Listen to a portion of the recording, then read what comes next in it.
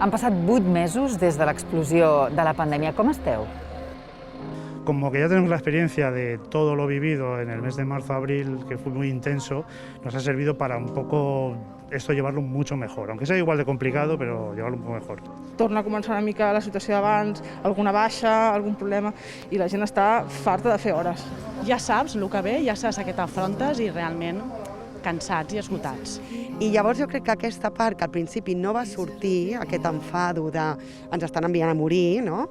Crec que comença a agafar una mica més de pes.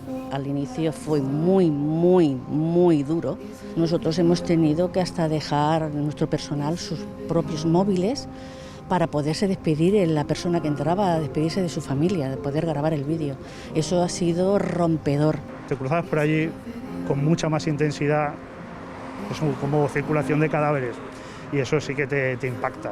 El hospital estaba cerrado y pasar, ¿no?, por la puerta desde dentro y ver a la familia fuera, ¿no?, que te saludaba y te hacía señales del cristal para tener algún tipo de información, ¿no?, esa mirada, ¿no?, esos ojos llorosos, son imágenes que luego las vas viendo y las vas viendo y las vas viendo, ¿no? I has plorat? Sí, d'impotència, i tant. Y tan.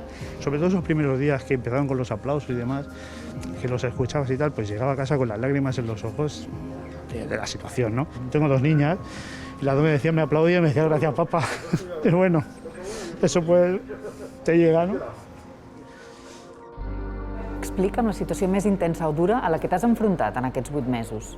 Un dia que vaig trucar a uns familiars, que els vaig dir que s'havia mort el seu pare, i em diu, ostres, però és que no tenim ni idea on és, ens han deixat urgències, i la següent trucada que hem tingut ha sigut que s'ha mort.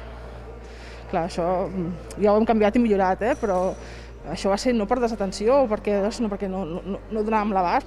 Però un pacient que jo veia tots els dies i ja els últims dies m'havia demanat que, sisplau, que si me podia donar un petó.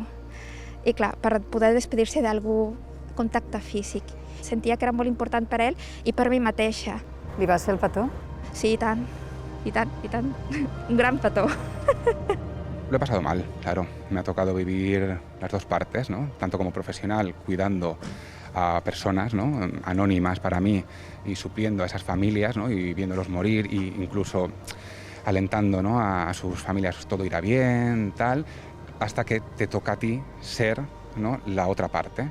Perdí aquí en el hospital a mi abuela, pues claro, esto pasa factura, ¿no? Son noches, pues bueno, sin dormir, ¿no?, antes de que falleciera, pues dándole vueltas, ¿no?, a cómo preparó la familia, y claro, se pasa mal.